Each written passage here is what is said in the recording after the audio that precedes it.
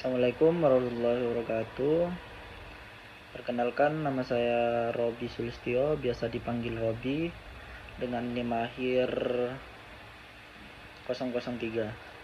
Nah, di sini saya akan jelaskan tema proses atau alur sistem peradilan pidana Indonesia menurut KUHP baru dan perbedaannya dengan KUHP lama.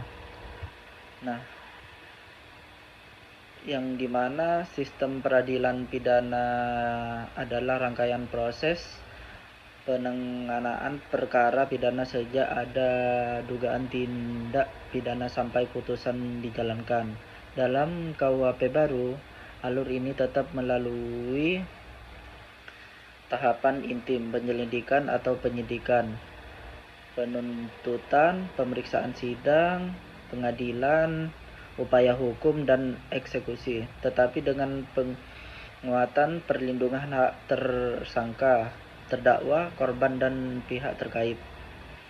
KUHP baru juga menegaskan pendekatan yang lebih modern dan humoris, dan tidak hanya berorientasi pada hukum tetapi juga pemulihan keadilan restoratif dan perlindungan hak asasi manusia. Nah, di sini mohon maaf saya tidak menggunakan bagan dan saya akan menjelaskan dari awal sampai akhir. Nah, yang pertama itu prosesnya ada laporan. Laporan itu bisa temuan tindak pidana. Tahap ini adalah awal mula suatu perkara pidana muncul. Perkara dapat bermula dari laporan masyarakat, pengaduan korban, atau temuan langsung oleh aparat saat bertugas. Lalu yang kedua ada penyelidikan, yang dimana penyelidikan itu tersebut adalah tahap awal untuk mencari, menemukan atau suatu peristiwa benar berupa tindak pidana atau bukan. Lalu yang ketiga yaitu penyidikan. Penyidikan itu tersendiri adalah tahap lanjut untuk membuat terang tindak pidana dan menemukan tersangkanya. Di sini menyelidiki mulai mengumpulkan alat bukti yang lebih kuat, memeriksa saksi, minta keterangan ahli, dan lain-lain. Lalu yang keempat ada penetapan tersangka. Penetapan tersangka adalah putusan resmi bahwa diduga kuat melakukan tindak pidana berdasarkan bukti yang cukup, yang udah diselidiki dan diperiksa. Lalu yang kelima, upaya paksa yang sah bila perlu. Nah, di sini upaya paksa yang sah bila perlu yaitu adalah tindak yang boleh dilakukan aparat penegak hukum untuk untuk kepentingan penyelidikan, tetapi harus berdasarkan aturan hukum. Nah, contohnya di sini bisa menahan, yaitu menempatkan seseorang di tempat tertentu agar tidak melarikan diri atau bisa disebut menghilangkan barang bukti. Lalu selanjutnya ada peradilan bila ada kebatasan atas tindakan aparat. Pra-peradilan adalah mekanisme untuk menguji apakah tindak aparat sudah sah atau tidak. Lalu selanjutnya menentukan penuntutan oleh jaksa. Jika menyelidiki suatu dianggap lengkap, berkas perkara diserahkan kepada jaksa penuntut umum. Jaksa akan meneliti hasil penyelidikan, menyusun surat dakwaan, lalu memutuskan apakah perkara layak dibawa ke sidang pengadilan. Lalu selanjutnya yang ke-8, pelimpahan perkara ke pengadilan. Pelimpahan tersebut adalah perkara berarti jaksa menyerahkan berkas dan tersangka serta alat bukti ke pengadilan untuk diperiksa oleh hakim. Setelah itu perkara resmi masuk ke tahap persidangan. Lalu yang 9, proses yang ke-9, habis pelimpahan ada sidang pemeriksaan perkara. Nah, di sini pada pemeriksaan perkara, pada tahap ini hakim memeriksa seluruh isi perkara di persidangan. Prosesnya biasanya meliputi pembacaan dakwaan, keberatan eksepsi, pemeriksaan saksi, pemeriksaan ahli, dan pembuktian barang bukti, tuntutan jaksa, dan lain-lain. Tujuan sidang adalah memastikan apakah terdakwa benar bersalah atau tidak bersalah, bukti yang sah. Lalu selanjutnya proses nomor 10, putusan hakim adalah hasil akhir pemeriksaan di persidangan. Hakim dapat memutus bebas jika terdakwa tidak terbukti salah, lepas dari segala tuntutan hukum jika perbuatan terbukti tetap bukan tindak pidana. Pidana jika terdakwa terbukti bersalah dan melakukan tindak pidana. Putusan ini menjadi dasar hukum untuk menentukan langkah berikutnya. Lalu habis itu ada upaya hukum. Upaya hukum itu tersendiri.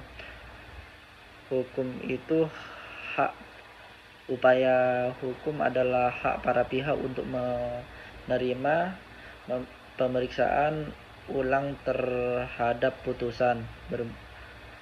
Bentuknya banding. Jika pihak tidak puas oleh keputusan hakim,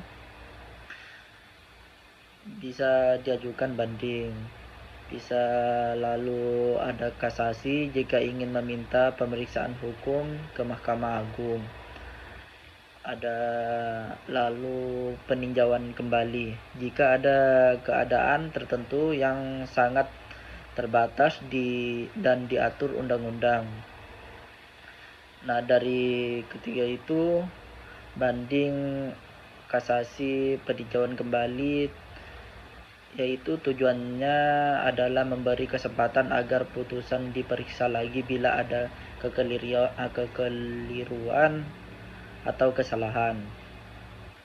Lalu proses yang terakhir ada eksekusi putusan.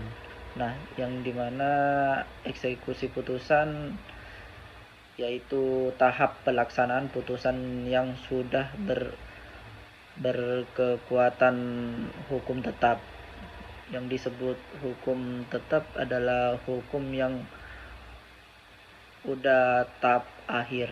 Pada tahap ini jaksa melaksanakan isi putusan, misalnya menjalankan pidana penjara, denda, atau bentuk hukuman lain yang dijatuhkan oleh hakim saat persidangan. Nah, itu proses peradilan. Lalu perbedaan KUHP baru sama KUHP baru sama KUHP lama yaitu ada arah sistem. KUHP lama cenderung memakai pendekatan yang lebih tradisional dan prosedural. Lalu KUHP baru lebih menekankan sistem yang modern, manusiawi, dan menghormati hak asasi manusia sejak awal proses hukum. Lalu yang kedua ada perlindungan hak. Dalam KUHP lama, perlindungan hak itu tersendiri tersangka atau terdakwa, perlindungan hak tersangka atau terdakwa korban sudah ada, tetapi belum sekuat sekarang. KUHP baru memperkuat perlindungan itu sejak tahap awal supaya proses hukum tidak mudah disalahgunakan dan lebih adil bagi semua pihak itu tersendiri. Lalu ada upaya paksaan. Upaya paksaan di KUHP lama mengenal upaya paksa seperti menangkapan, penahanan, penggeledahan, dan penyitaan. KUHP baru memperluas jenis tindakan yang bisa dikontrol secara hukum, termasuk penyadapan, pemblokiran, dan larangan bepergian. Lalu ada agar aparat tetap bekerja dalam batas yang sah. Lalu selanjutnya ada peradilan. Pada KUHP lama, peradilan cakupannya masih sempit. Di KUHP baru, objek yang masih sempit. Di KUHP baru, objek yang bisa diuji melalui peradilan diperluas, sehingga tindak aparat yang dirugikan hak sebagai bisa lebih mudah diawasi oleh hakim. Lalu selanjutnya proses yang kelima, perbedaan KUHP lama dan KUHP baru, penyelesaian perkara. Di KUHP lama, penyelesaian perkara tersebut umumnya menempatkan perkara pidana untuk diselesaikan melalui persidangan biasa.